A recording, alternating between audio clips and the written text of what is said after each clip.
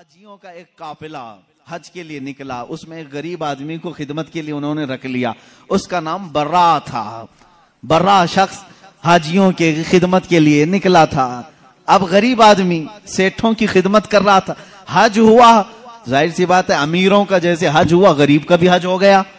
گیا تھا خدمت کے لیے، جیسے آج بھی ٹور والوں کے ساتھ باورچی چلے جاتے ہیں، ان کا بھی حج ہو جاتا ہے۔ کھانا پکانے کے لیے گئے تھے لیکن حج بھی ہو گیا۔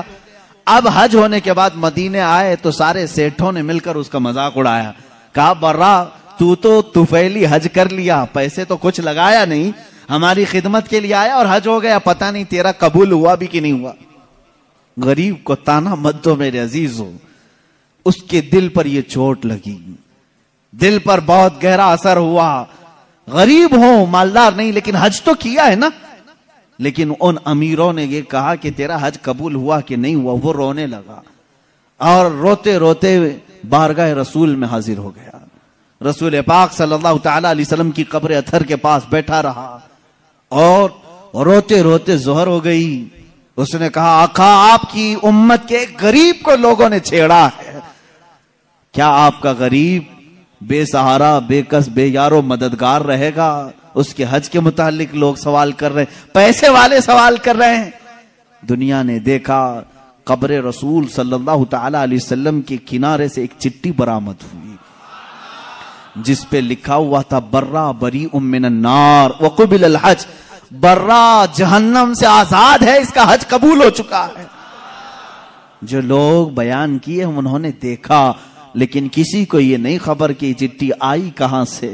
میرے عزیزو، فقہاء، محدثین، علماء، اساتین ملت، سلف صالحین کا عقیدہ یہ تھا، یا رسول اللہ تو زندہ ہے واللہ، تو زندہ ہے واللہ، میری چشم عالم سے چھپ جانے والے میرے آقا صلی اللہ تعالی علیہ وسلم آج بھی جود و نوال کے بادشاہ ہیں، سخاوت کے اعلیٰ ترین منصب پر فائز ہیں۔ آج بھی وہ اسی طرح دیتے ہیں جیسے کل دیا کرتے تھے، اور صبح قیامت تک نوازتے رہیں گے۔ عزیزان گرامی وقار، رسول کریم صلی اللہ تعالی علیہ وسلم کے دربار سے جو کچھ بھی عطا کیا گیا ہے وہ ایک دو مثالیں نہیں۔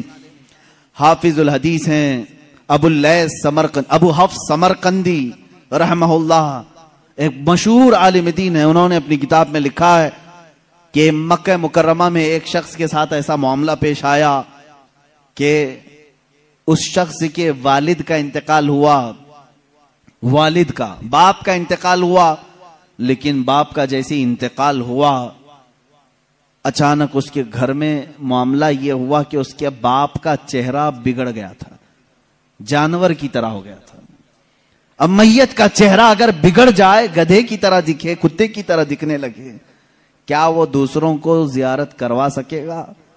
بیٹا جلدی سے چادر ڈال دیا اور رونے لگا کہ میرے باپ کی کون سی خطا تھی نہیں معلوم، اللہ کا غضب ہو گیا ہے۔ اب جنازہ اٹھاؤں تو کیسے اٹھاؤں؟ لوگ ہمیشہ تانا ماریں گے، ہمیشہ یہ کہیں گے کہ فلاں کا باپ مرنے کے وقت بگڑے ہوئے چہرے کے ساتھ دنیا سے گیا ہے، اللہ کا عذاب آیا تھا۔ گھر کے دروازے بند کر دیا، گھر والوں میں بیٹھ کر کے اس نے کہا کسی کو خبر نہ کرنا، گھر میں ہی گڑھا کھود کر یہیں دفن کر دیں گے۔ روتے ہوئے چادر ڈال کر بیٹھا ہے، وہ بیٹا بڑا غمگین تھا۔ تھوڑی دیر کے بعد گھر کے پیچھے والے دروازے کا کواڑ کھلتا ہے، ایک بزرگ گھر کے اندر آتے ہیں، ان کے چہرے پر چادر ہے، وہ سیدھے چلتے چلتے اس مرے ہوئے آدمی کے پاس آئے، چادر ان کے سر سے ہٹائی، اپنا ہاتھ اس کے چہرے پر پھیرا، پھر چادر ڈال دی اور اس بیٹے کے پاس آئے، پوچھا کہ کیا بات ہے، کیوں غم کر رہا ہے، کیوں رو رہا ہے؟ کہا آپ کون ہیں، کہاں سے آئے؟ میں تو نہیں جانتا، لیکن بات تو یہ ہے کہ میرے باپ انتقال کر گئے، ان کا چہرہ بگڑ گیا ہے، میں اسی غم میں رو رہا ہوں، اور آپ خدا کے واسطے کسی کو نہ بتائیں۔ آنے والے بزرگ نے کہا جا دیکھ تیرے باپ کا چہرہ تو سلامت ہے۔ وہ کہتا ہے میں جا کر اٹھا، چادر کو ہٹایا تو میرے باپ کا چہرہ تو چاند کی طرح چمک رہا تھا۔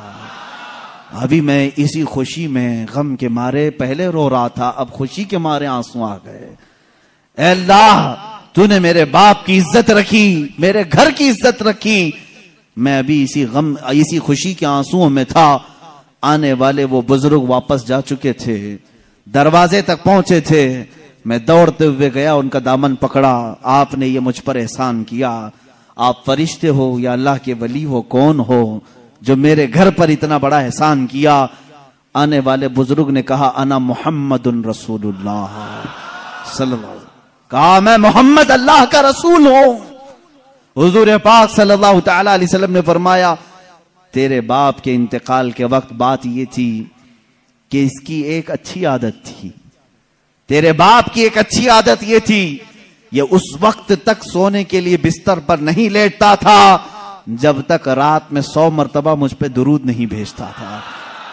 हर रात 100 मरतबा ये दुरूद भेजता, फिर सोता। लेकिन उसकी एक खता थी, एक गुनाह था इसका, लेकिन बाप का गुनाह मैं बेटे को नहीं बताऊंगा। मेरे आका सल्लल्लाहु तआला अलैहि वसल्लम ने छुपाया। उस गुनाह से अल्लाह नाराज था, जिसकी वजह से उसका चेहरा बदल गया। ये मक्का मुकर्रमा की बात है, मक्का मुकर्रमा की बात है। इसकी वजह से उसका चेहरा बदल गया। तेरे बाप का रोजाना पड़ा हुआ दुरूद जो फरिश्ता मेरे बारगाह तक पहुंचाता है, उस फरिश्ते ने मुझे खबर की कि अल्लाह के रसूल, आपके फला गुलाम के साथ गजब हो गया है, अल्लाह ने अजाब नाजिल किया, उसका चेहरा बिगड़ गया है। ऐ रसूल पाक, वो बंदा रोजाना आप पर 100 बार दुरूद भेजता था, करम फरमाए हैं। हुजूर फरमाते हैं, मैं उसी वक्त चल कर तेरे घर आया, तेरे बाप का चेहरा बिगड़ा तो था, मगर मैंने मेरे मौला से सवाल किया, ऐ अल्लाह, तेरे हबीब पर दुरूद भेजने वाला, इसके चेहरे को अगर तू सलामत नहीं रखेगा तो आने वाले लोग ताना देंगे कि रसूल पर दुरूद भेजने वाला भी नहीं बच पाया। ऐ मौला, तू मेरे जरिए से इसके चेहरे को सलामत कर दे। अल्लाह ने मेरी दुआ कबूल की, मैंने उसके चेहरे पर हाथ रखा, अल्लाह ने तेरे बाप के चेहरे को चमकते चांद की तरह कर दिया। वो अता करने पर आए तो बेहिसाब अता करें। बाद वफात की बात मैं कर रहा हूं, ये जाहिरी जिंदगी की बात नहीं। वफात होकर कई साल हो चुके थे, तब की बात है। इसीलिए तो हम आशिकों का ये कहना है, या रसूल अल्लाह, सुना है आप हर आशिक के घर तशरीफ लाते हैं, मेरे घर में भी हो जाए चिरागा, या रसूल अल्लाह, मेरे दिल में भी हो जाए चिरागा, या रसूल। मेरे आका आओ कि मुद्दत हुई है, तेरी राह में अखियां बिछाते बिछाते, बड़े दिन हुए हैं मेरे आका घर को सजाते सजाते। अल्लाह के नबी सल्लल्लाहु तआला अलैहि वसल्लम का इंतजार करो ऐ मुसलमानों, चाहे हमारी जिंदगी इस पे फना हो जाए, खत्म हो जाए, दीद के लिए तरसते रहो और इसी इंतजार में तुम्हारी जिंदगी कटनी चाहिए। अब की रात आए कि तब की रात आए, जब ये रातें जिंदगी की कट जाएं, वो रात तो जरूर आएगी जो कब्र की पहली रात होगी, वहां तो दीदार करोगे इंशाअल्लाह, लेकिन उस दीदार के इंतजार में अपनी जिंदगी काटो। ये नहीं कि अपनी आंखों को हसीनाओं की गलाजत से भर लो, गंदी तस्वीरों से, गंदी फिल्मों से अपनी आंखों को दागदार कर लो। ये नहीं, इन आंखों को अल्लाह ताला ने तुम्हारे रसूल के दीदार के लिए दिया है। इसीलिए शहजादा आला हजरत ने यूं कहा है, तुम्हें न देखा तो किस काम की हैं ये आंखें, उन्हें न देखा तो किस काम की हैं ये आंखें, कि देखने की है सारी बहार आंखों में, कुछ ऐसा कर दे मेरे किरदगार आंखों में, हमेशा नक्श रहे रूए यार आंखों में, हमेशा नक्श रहे रूए यार आंखों में। मुफ्ती आजम हिंद तो ये फरमाते हैं कि तुम अपने आंखों में जलवे रसूल ऐसा बसा लो, ऐसा बसा लो कि कब्र के दिन, कब्र की रात में फरिश्ते जब आए सवाल करने के लिए, तो मुफ्ती आजम फरमाते हैं, फरिश्ते जो पूछें कब्र में कि किसकी उम्मत हो, फरिश्ते जो पूछें कब्र में कि किसकी उम्मत हो, तो आप जवाब क्या कहते हैं? वो कहते हैं, लो देख लो कि है तस्वीर यार आंखों में, लो देख लो कि है तस्वीर यार आंखों में। हमारी आंखों में वो जलवे रसूल इस तरह से रहे, वो आते हैं। बल्कि एक शायर ने यही कहा है, मेरे अजीजों, आज गालिबन 7वीं महफिल है, आज 7वीं महफिल है, और इस तरह 70 नहीं 700 महफिलें हो जाएं। हम इन महफिल के मुतालिक हमेशा, मैं भी, मेरी आदत ये है, मैं ये कहता हूं, क्यों महफिल सजा रहे हो, क्यों बैठ रहे हो, रोज क्यों सुनने आ रहे हो, रोज हम क्यों सुनाने आ रहे हैं? ہمارا مقصد یہ ہے وہ آئیں گے، آتے ہوں گے، ابھی آئیں گے، وہ آئیں گے، آتے ہوں گے، ابھی آئیں گے، یہی سوچ کے ہم نے محفل کو سجا رکھا ہے۔ ہمارا عقیدہ یہی سوچ کے ہم نے محفل کو سجا رکھا ہے۔ رسول کریم صلی اللہ تعالی علیہ وسلم جب عطا کرنے پر آتے ہیں تو بے حساب عطا کرتے ہیں۔ غمگین امتیوں کی فریاد رسی کے لیے بھی آتے ہیں۔ جس امتی نے جب فریاد کیا میرے آقا وہاں تشریف لائے۔ آپ کو معلوم ہے اللہ کے نبی صلی اللہ تعالی علیہ وسلم کی ایک اور بات میں بتا دوں، مشہور زمانہ قصیدہ مولاي صلی وسلم دائما ابدا علی حبیبک خیر الخلق کلہم، تقریباً میرے آقا صلی اللہ تعالی علیہ وسلم کی وفات کے بھی 700 سال بعد آنے والے امام شرف الدین بوصیری، یہ وہ عظیم بزرگ ہیں، مداح رسول ہیں۔ تقریباً 170 اشعار میں انہوں نے قصیدہ لکھا ہے جس میں میرے آقا کے ہر عضو کی تعریف کی ہے۔ جس طرح آپ اگر ہندوستان کا کوئی بوصیری دیکھنا چاہتے ہیں، ہندوستان کا شرف الدین بوصیری دیکھنا چاہتے ہیں تو بریلی کے امام احمد رضا کو دیکھیں، جس نے اپنے نعتیہ کلام میں رسول پاک کے ہر عضو کو پیرو کر کے موتیوں کی طرح سجایا ہے، امام شرف الدین بوصیری۔ اور حد تو یہ ہے میرے عزیزو، وہابیوں کی، نجدیوں کی، سلفیوں کی حکومت آئی جنہوں نے عشق رسالت مآب صلی اللہ تعالی علیہ وسلم کے خلاف نہ جانے کتنی بکواس کی، لیکن مجھے اس وقت فخر ہوتا ہے جب مدینہ رسول جاتے ہیں اور دربار رسول کی جالیوں پر اندر جانے کا جو دروازہ ہے اس دروازے کے تالے پر، چابی پر آج بھی امام بوصیری کا قصیدہ لکھا ہوا ہے، هو الحبیب الذی ترجا شفاعته لکل حول من الاحوال مقتحم۔ پہلے تو دیواروں پر لکھا ہوا تھا قصیدہ، انہوں نے مٹایا کیونکہ ان کے عقیدے کے اعتبار سے شرک تھا۔ 700 سال پہلے آنے والے امام بوصیری نے جب پکار کر کے یہ کہا تھا، یا کرم الخلق مالی من الوذ به سواک عند حلول الحادث العممی، اے مخلوق میں سب سے اکرم رسول، تکلیفوں میں میرے پاس تمہارے سوا ہے کون؟ مصیبتوں میں آپ کے علاوہ میرے پاس کون ہے جس کی بارگاہ میں میں فریاد کروں تو میری فریاد کو پہنچے گا؟ اے رسول تمہارے علاوہ کون ہے؟ وَلَن يَضِيقَ رَسُولَ اللَّهِ جَاهُ كَبِي اِذَا الْكَرِيمُ تَجَلَّى بِاسْمِ مُنْتَقِمِ۔ امام بوصیری نے یہ قصیدہ کب لکھا تھا اس کی تاریخ میں ہے۔ آپ جوان عالم دین، عاشق رسول، لیکن اچانک لقوے نے حملہ کر دیا، فالج کا اثر آ گیا۔ جب فالج آ جائے تو معلوم ہے جسم بیکار ہو جاتا ہے، بستر پر رہے، لقوے کے اثر سے ایسا کہ دوستوں نے دوستی چھوڑ دی، لوگ تو دور ہوتے ہی ہیں، بیماروں کے علاوہ گھر والوں کے علاوہ کون رہے؟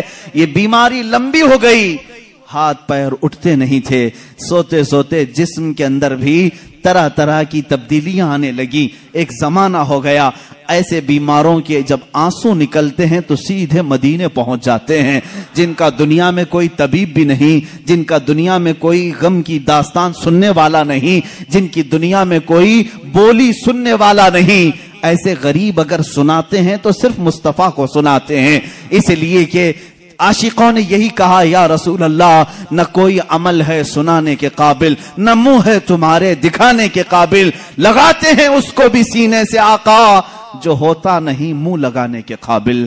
میرے آقا اس کو بھی سینے سے لگاتے ہیں، اس غریب کی بپتا بھی سنتے ہیں۔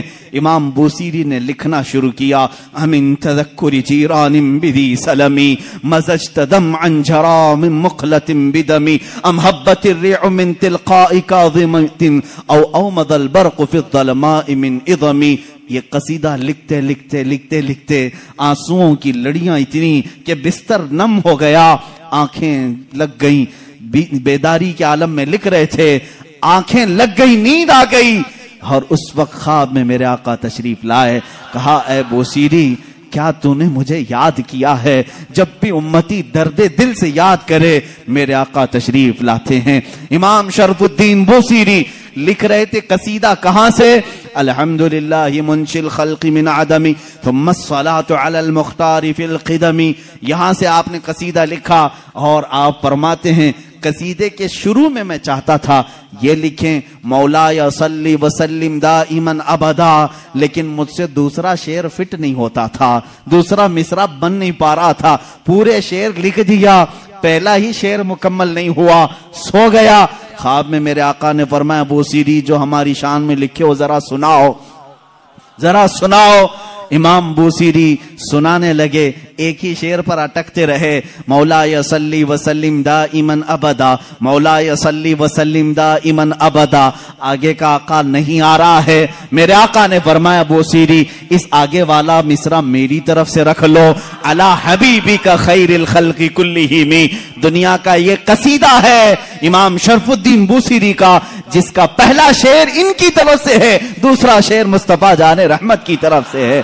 قصیدہ سنایا تو سنایا، میرے آقا صلی اللہ تعالی علیہ وسلم نے انعام کے طور پر اپنی پہنی ہوئی چادر انہیں دے دیا، کہا بوسیری یہ میری طرف سے انعام ہے، اور ان کے جسم پر اپنا ہاتھ پھیرا، کہا اللہ تجھے شفا عطا کرے۔ امام بوسیری کہتے ہیں خواب تو بڑا اچھا تھا، خواب میں کون کیا نہیں دیکھتا ہے۔ صبح ہوئی، لیکن میرے عزیزو جس نے رسول کو دیکھا اس نے حقیقت میں دیکھا۔ اللہ کے نبی فرماتے ہیں فَإِنَّهُ لَا يَتَمَثَّلُ بِيَ الشَّيْطَانِ، اس لیے کہ شیطان میری صورت میں آ ہی نہیں سکتا۔ جس نے رسول کو دیکھا اس نے حقیقت میں دیکھا۔ امام بوسیری فرماتے ہیں صبح اٹھا تو بھینی بھینی خوشبوئیں گھر میں تھی، مہکی مہکی ہوائیں تھی، میں نے سوچا خواب تو خواب ہوتا ہے، لیکن جب میں نے گود میں دیکھا تو رات میں عطا کی ہوئی چادر بھی موجود تھی، وہ چادر بھی موجود تھی، اور اس کے بعد اٹھنے کی کوشش کیا تو میں دیکھ رہا ہوں ہاتھ بھی سلامت، پیر بھی سلامت، جسم بھی سلامت، نہ کوئی لقوا ہے نہ کوئی فالج ہے، یہ رسول پاک کا دربار ہے جس کو امام عشق و محبت اعلی حضرت نے فرمایا میرے کریم سے گر قطرہ کسی نے مانگا، میرے کریم سے گر قطرہ کسی نے مانگا، دریا بہا دیے ہیں دریا بہا دیے ہیں، کون دیتا ہے دینے کو منہ چاہیے، دینے والا ہے سچا۔ میرے عزیزو کسی کی جے وجے کیوں پکاریں، کیا غرض ہم کو، ہمیں کافی ہے سید اپنا نعرہ، مانگیں گے مانگے جائیں گے، منہ مانگی پائیں گے، سرکار میں نہ لا ہے نہ حاجت اگر کی ہے، واہ کیا جود و کرم ہے شہ بتہا تیرا، نہیں سنتا ہی نہیں مانگنے والا تیرا۔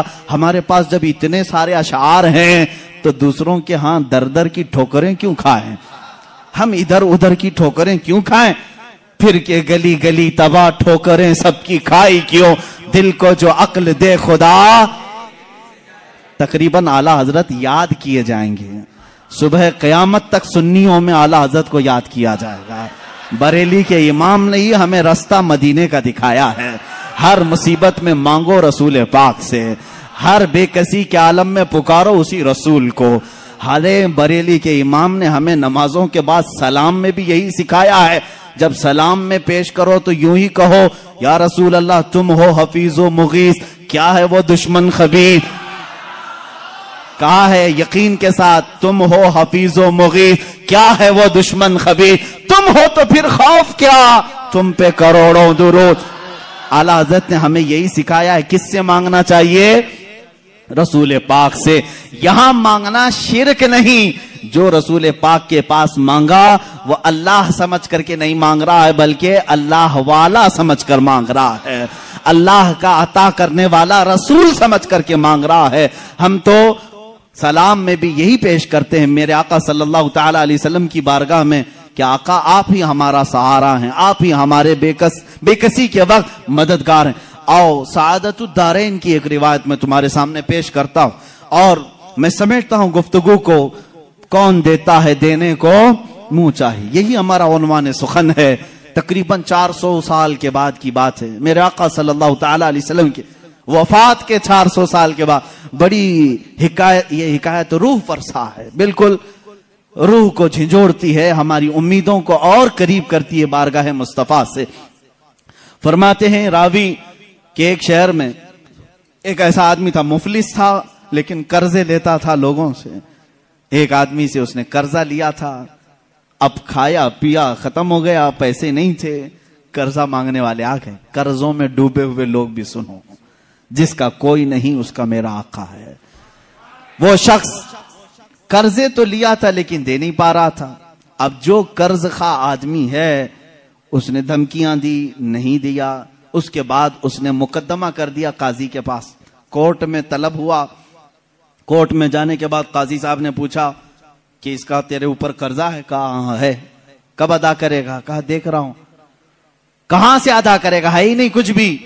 قاضی نے کہا کل تک کی تجھے مہلت دیتا ہوں, اگر تو نہیں ادا کیا تو تجھے جیل میں ڈال دوں گا. جا کہیں سے بھی لے کر کیا اس کا قرضہ ادا کر. اس نے بہت ریکویسٹ کیا مجھے اور لمبا ٹائم دے, میرے چھوٹے بچے ہیں, بیوی ہیں, کون دیکھے گا. قاضی نے ایک نہیں سنی, دربار سے نکال دیا گیا. ایک دن کا ٹائم, ایسا شخص کہاں جائے, راستے میں روتے ہوئے جا رہا تھا. ایک بزرگ سے ملاقات ہوئی. اس بزرگ نے پوچھا کیوں رو رہے ہو؟ کہا ایسا ایسا معاملہ ہے. کہاں سے لاؤں؟ اس بزرگ نے کہا ایک کام کر, گھر میں جا, جب رات ہو جائے اکیلا بیٹھ, تاجدار مدینہ پر درود بھیج. رسول پاک صلی اللہ علیہ وسلم کو اپنے غم کی داستان سنا, کچھ نہ کچھ تو حل وہاں سے مل ہی جائے گا. لیکن یقین کے ساتھ وہ گیا, ڈوبتے کو تنکے کا سہارا. وہ گھر آیا, شام کو اپنی بیوی بچوں کو جب اس نے سنایا تو سب غمگین تھے. ایک دن کے بعد اگر باپ ان کا جیل میں چلا جائے, اس کا شوہر جیل میں چلا جائے تو ان کا گھر کیسے چلے. رات کے وقت تنہائی میں بیٹھ کر کے وہ رونے لگا, بہت رویا. صبح کا وقت قریب آ رہا تھا, خواب میں اسے رسول کریم صلی اللہ علیہ وسلم کی زیارت ہوئی. کہاں کہاں میرے آقا کو ڈھونڈو گے. میرے آقا نے سچ فرمایا, ابغونی فی ضعفائکم, تمہارے غریبوں میں, کمزوروں میں مجھے تلاش کرو. رسول پاک نے خود فرمایا تمہارے غریبوں میں میں مل جاؤں گا. اللہ کے حبیب صلی اللہ علیہ وسلم نے اس سے کہا کیوں روتا ہے, کیوں غم کرتا ہے؟ اس نے کہا قاضی نے مجھے دھمکی دی ہے, کل تک اگر نہیں ادا کروں گا جیل میں ڈال دیا جائے گا. مجھے ابھی قرضے کے لیے اتنے مال کی ضرورت ہے. اللہ کے نبی صلی اللہ تعالی علیہ وسلم ارشاد فرماتے ہیں, اے بندے ایک کام کر, شہر چلا جا.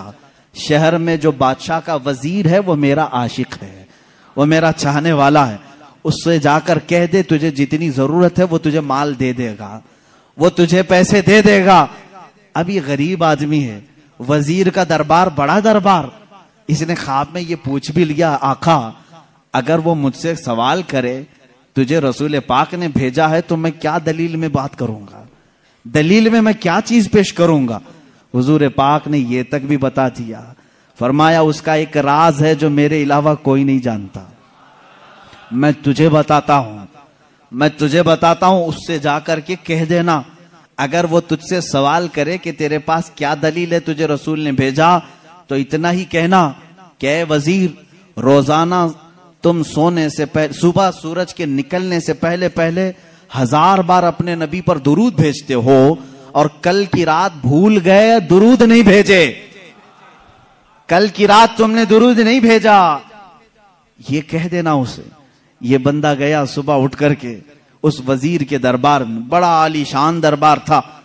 گیا ملاقات کا ٹائم لے کر اس وزیر سے کہا میں ایسا غریب آدمی ہوں, مقروض ہوں, مجھے مال کی ضرورت ہے, اللہ کے نبی نے تمہارے پاس بھیجا ہے. وہ غصے میں آیا, کہا فقیروں کی اب یہ عادت ہو گئی کہ مانگنے کے لیے اللہ کے نبی کا نام لینے لگے کہ رسول نے بھیجا. اس نے کہا نہ, میں جھوٹ نہیں کہہ رہا ہوں, مجھے رسول پاک نے یہ بھی بتایا ہے کہ تم روزانہ 1000 بار حضور پر درود بھیجتے ہو. وہ اپنی کرسی سے اچھل آیا اور اس نے کہا یہ بات تو میری بیوی کو تک خبر نہیں ہے, کسی کو نہیں معلوم. کہا کیا کہا رسول پاک نے؟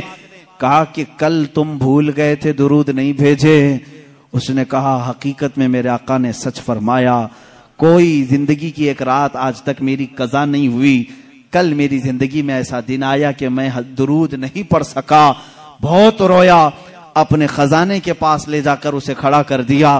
اے غریب آدمی, تجھے جتنے مال کی ضرورت ہے لے جا, بس میرا دل آج سے مطمئن ہوا کہ میرا درود رسول تک پہنچ رہا ہے, میرے آقا کی نظر میں ہے, میں میرے آقا کو منا لوں گا, میں میرے آقا سے صلح کر لوں گا. لیکن تو میرے لیے خوشخبری کا قاصد بن کر آیا ہے, تو میرے لیے خوشی کا پیغام لے کر آیا ہے, تجھے جو چاہے لے جا. اس غریب نے کہا نہ, مجھے جتنی ضرورت ہے اتنا لیتا ہوں. اتنا ہی مال لیا, دوڑا دوڑا خوشی سے آیا.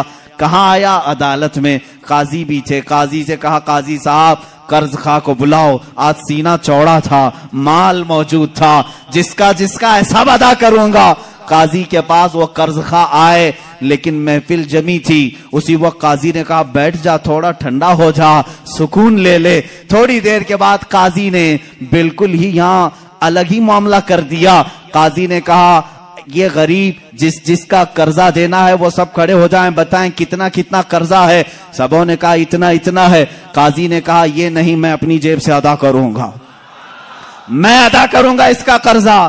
یہ غریب کھڑا ہوتا ہے، کہتا ہے ہاں کل تو جیل کی دھمکی، کل تو آپ بند کرنے کی دھمکی دے رہے تھے، آج میری طرف سے قرضہ ادا کرنے کی بات۔ قاضی کہتے ہیں کل تک میں تجھے نہیں پہچانتا تھا، کل جب رات گیا مصطفیٰ کریم کی زیارت ہوئی، میرے آقا نے تیری طرف اشارہ کر کے مجھے بتایا کہ اے قاضی تیرے پاس دنیا کی بہت دولت ہے، اس ایک غریب کا قرضہ تو اپنی جیب سے ادا کر، میں کل تجھے جنت کے محلات بدلے میں ادا کروں گا۔ اے غریب نہ تو مال نہیں دے گا، میں ہلکے میں سودا نہیں کروں گا، مجھے رسول نے بشارت دی ہے، میں تیرا مال اپنی جیب سے ادا کروں گا۔ جب یہ قاضی کی باتیں سننے لگے سارے قرض خواہ کھڑے ہوئے، کہا جب یہ آدمی اتنا افضل ہے کہ بارگاہ رسول میں مقبول ہے، ہم گواہی دیتے ہیں کہ ہم نے سب قرضہ معاف کر دیا، اب بھی اگر اسے چاہے تو ہم سے لے سکتا ہے۔ کون دیتا ہے دینے کو منہ چاہیے، کون دیتا ہے دینے کو منہ چاہیے، دینے والا ہے سچا ہمارا نبی، اتنا دیا سرکار نے مجھ کو جتنی میری اوقات نہیں، یہ تو ان کا کرم ہے ورنہ مجھ میں تو ایسی بات نہیں۔ عزیزان گرامی، آج جو ہم اس مقام پر ہیں، یہاں پر بھی ہم فخر سے یہی کہتے ہیں یا رسول اللہ اتنا دیا سرکار نے مجھ کو جتنی میری اوقات نہیں، یہ تو ان کا کرم ہے ورنہ مجھ میں تو ایسی بات نہیں۔ آپ خود دیکھو اللہ کے نبی نے تمہیں، ان کے صدقے میں اللہ نے تمہیں کیا کیا نہیں دیا ہے، یہ رسول کی سخاوت نہیں ہے تو اور کیا ہے۔ آج بھی مانگنے کا سلسلہ باقی رکھو، لیکن اس کے در سے نہیں، دربار رسالت سے مانگیں گے۔ کیوں؟ ان کے ہم غلام ہیں، انہی سے مانگیں گے۔ غلام اپنے آقا سے مانگتا ہے تو اچھا لگتا ہے۔ اب ایک اور روایت میں عرض کرتا ہوں، حضرت علا ابن مبارک، بعض روایت میں جلا ابن مبارک رحمہ اللہ تابعی ہیں، یہ فرماتے ہیں مدینے میں پہنچا تھا، حضور پاک صلی اللہ تعالی علیہ وسلم کے مدینے پہنچا، بھوکا تھا، کچھ بھی کھانے کے لیے نہیں تھا، پیسے بھی ختم ہو گئے تھے۔ مسجد نبوی میں گیا، دوپہر کا وقت تھا، وہ بھوک کی وجہ سے شدت سے تکلیف ہو رہی تھی، سو گیا یہ کہہ کر کے یا رسول اللہ تمہارا مہمان ہوں، آپ ہی کھلائیں۔ کس سے مانگوں، کون دے گا مدینے میں، اور مدینے میں آ کر دوسروں سے مانگوں اچھا بھی نہیں لگتا، آپ کے ہوتے ہوئے کس دربار پر میں جاؤں۔ حضور پاک صلی اللہ تعالی علیہ وسلم کی بارگاہ میں سوال کیا، سو گیا۔ میرے عزیزو کتنی مثالیں میں تمہارے سامنے رکھوں، یہ فقہائے امت، محدثین اور بزرگوں کی بات میں کر رہا ہوں، عام بندوں کی نہیں۔ حضرت شیخ علا فرماتے ہیں میں نے خواب میں دیکھا قبر رسول سے حضور پاک صلی اللہ تعالی علیہ وسلم تشریف لا رہے ہیں، آپ کے ایک ہاتھ میں روٹی ہے اور ایک ہاتھ میں شہد ہے، ہاتھ میں روٹی اور شہد ہے، اور کہتے ہیں ابن مبارک تجھے بھوک لگی ہے، تو مدینے میں آیا، میرا مہمان ہے، یہ روٹی اور شہد لگا کر کھا لے۔ کہتے ہیں میں جلدی سے بڑھ کر ہاتھ سے روٹی لے لیا، شہد لگا کر کھاتا رہا، آدھی روٹی کھایا تھا، کب؟ خواب میں بعد وفات رسول، حضور کی ظاہری زندگی کی بات نہیں کر رہا ہوں، وفات کے کئی سو سال بعد کی بات، اور خواب میں حضور کھلا رہے ہیں، روٹی کھلا رہے ہیں، شہد کھلا رہے ہیں۔ کہتے ہیں عصر کا وقت ہو گیا، مؤذن نے اذان دینا شروع کیا تو مسجد میں جو بھی سوئے ہوں گے اٹھا دیے جاتے ہیں، کسی نے پیر پکڑ کر کھینچ کر مجھے اٹھا دیا، میں جھٹکا لے کر اٹھا تو دیکھا آدھی روٹی اور شہد اب بھی میرے ہاتھ میں موجود ہے۔ کون دیتا ہے دینے کو منہ چاہیے، دینے والا ہے سچا ہمارا نبی۔ عزیزان گرامی وقار، اس طرح کی بے شمار مثالیں ہیں۔ آخری بات میں عرض کرتا ہوں، سراج الامہ تاج الامہ امام اعظم ابو حنیفہ رضی اللہ تعالیٰ عنہ فرماتے ہیں رسول پاک صلی اللہ تعالیٰ علیہ وسلم کی بارگاہ میں جب جانا ہوا تو آپ نے حضور کی شان میں ایک نعت لکھی، ایک قصیدہ لکھا، یا سید السادات جئتک قاصدا ارجو رضاک واحتمی بحماک۔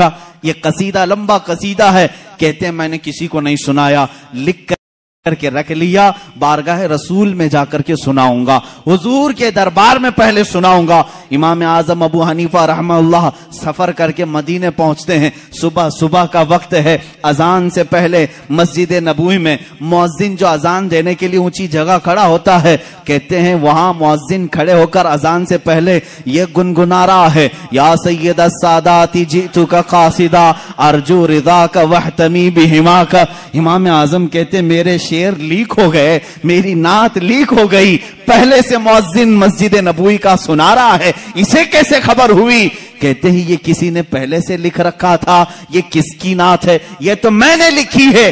جب اس نے گنگنا کر اذان دے کر اپنا اختتام کیا، نیچے آیا تو میں نے اس کا ہاتھ پکڑ لیا، پوچھا یہ تو نے قصیدہ جو تلاوت کیا یہ کہاں سے؟ یہ تیرا لکھا ہے کسی بزرگ کا لکھا ہے؟ وہ کہتا مجھے معلوم نہیں، یہ میرا لکھا نہیں، کسی بزرگ کا نہیں۔ کل خواب میں نے مصطفیٰ کریم صلی اللہ علیہ وسلم کو دیکھا، اللہ کے نبی صلی اللہ علیہ وسلم کی محفل سجی تھی، اس محفل میں یہ قصیدہ پڑھا جا رہا تھا کہ رسول فرما رہے تھے کل میرا ایک چاہنے والا آئے گا اور میری قبر پہ یہ سنائے گا۔ میں نے وہ اشعار سن لیے، یاد کیا، وہ ثنا سے آج میں نے تلاوت کی۔ میرے آقا صلی اللہ علیہ وسلم اپنے غلاموں کو کتنا نوازتے ہیں، جو جائے اسے اس کے اعتبار سے نوازتے ہیں، جو جس حیثیت سے جائے حضور نے اس کو اس حیثیت سے نوازا ہے۔ لیکن ایک شان یہ ہے میرے آقا کی، ایک شان ہے، میں اور آپ کسی کو دے دیں تو کیا کہیں گے؟ جا اللہ تیرا بھلا کرے۔ ہاں، بلکہ ہم یہ نہیں کہتے، دینے کے بعد یہ کہتے ہیں میاں دعا کر دینا ہمارے لیے۔ یہ ہے نا، فقیر کو دینے کے بعد آپ کیا کہیں گے؟ فقیر اگر تعریف کرنے لگے کتنے سخی آدمی ہیں آپ، میری مصیبتوں کے وقت کام آ گئے، آپ اتنا کہیں گے بس ٹھیک ہے آپ دعا کر دینا میرے لیے۔ ہماری عادت یہی ہے، دعا کر دینا میرے لیے، اللہ میری مغفرت کر دے، اللہ میری نجات کرے، یہی سب تو کہیں گے۔ لیکن رسول کی شان یہ ہے، آتا ہے فقیروں پہ انہیں پیار کچھ ایسا، خود بھیک دیں اور خود کہیں منگتے کا بھلا ہو۔ حضور جب دیتے تھے یہ نہیں کہتے میرے لیے دعا کر، بلکہ خود اس کے لیے دعا بھی کرتے تھے، جا تجھے اللہ اور نوازے اور نوازے۔ سرکار دو عالم صلی اللہ تعالی علیہ وسلم کی بارگاہ میں شاعر اسلام نے سچ کہا ہے، منگتا تو ہے منگتا کوئی شاہوں میں دکھا دو، جس کو میرے سرکار سے ٹکڑا نہ ملا ہو۔ آتا ہے فقیروں پہ انہیں پیار کچھ ایسا، خود بھیک دیں اور خود کہیں منگتے کا بھلا ہو۔ عزیزان گرامی وقات، آج کی اس دردناک کیفیت میں میں ہمارا ماوا و ملجا، ہمارا مسکن اور ہمارا فریاد رس تمہیں بتانا چاہتا ہوں۔ تم درد کی ٹھوکریں آج کھا رہے ہو، مجبور ہو، ذلیل ہو گئے ہو، خار ہو، اس کی وجہ ہے کہ رسول پاک کے دربار میں لو لگانا چھوڑ دیا۔ وہ صحابہ تھے، پیر میں سوجن آ جائے تب بھی کہتے تھے واہ محمد آ، یا محمد آ، اے محمد صلی اللہ علیہ وسلم مدد کے لیے آ جائیں۔ ان کے پیر میں شفا یابی مل جاتی، پیر صحیح ہو جاتا۔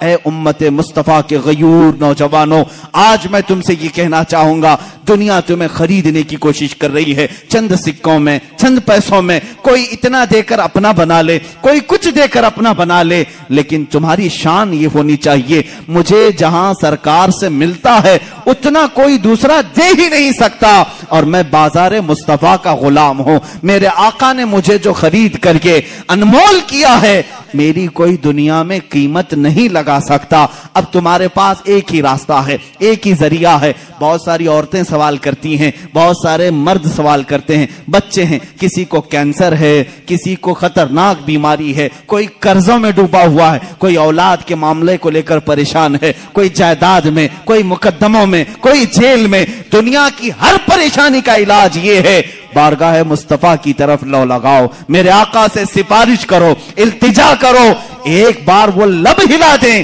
میرا رب رحیم و کریم ہے، اپنے نبی کی لاج رکھے گا، تمہاری حیثیت نہیں دیکھی جائے گی، تم کتنے نمازی ہو، کتنے زکاتی ہو، کتنے بڑے حاجی ہو، یہ نہیں دیکھا جائے گا، بلکہ مولا یہ دیکھتا ہے میرے حبیب نے اس بندے کی سفارش کی ہے، یہ جیسا بھی ہے تیسا بھی ہے، اسے غموں سے آزاد کر دیا جائے۔ اخیر میں امام اہل سنت فاضل بریلوی رضی اللہ تعالیٰ عنہ کے اسی شعر پر اپنی گفتگو کو ختم کرتا ہوں۔ یا رسول اللہ، تمہارے دربار میں پوری امت کی میری جانب سے یہ التجا ہے، تیرے ٹکڑوں پہ پلیں، غیر کی ٹھوکر پہ نہ ڈال۔ یا رسول اللہ، تیرے ٹکڑوں پہ پلیں، غیر کی ٹھوکر پہ نہ ڈال، جھڑکیاں کھائیں کہاں، چھوڑ کے صدقہ تیرا۔ یا رسول اللہ، تو جو چاہے تو میل میرے دل کے دھلیں، تو جو چاہے تو میل میرے دل کے دھلیں، کہ خدا دل نہیں کرتا کبھی میلا تیرا۔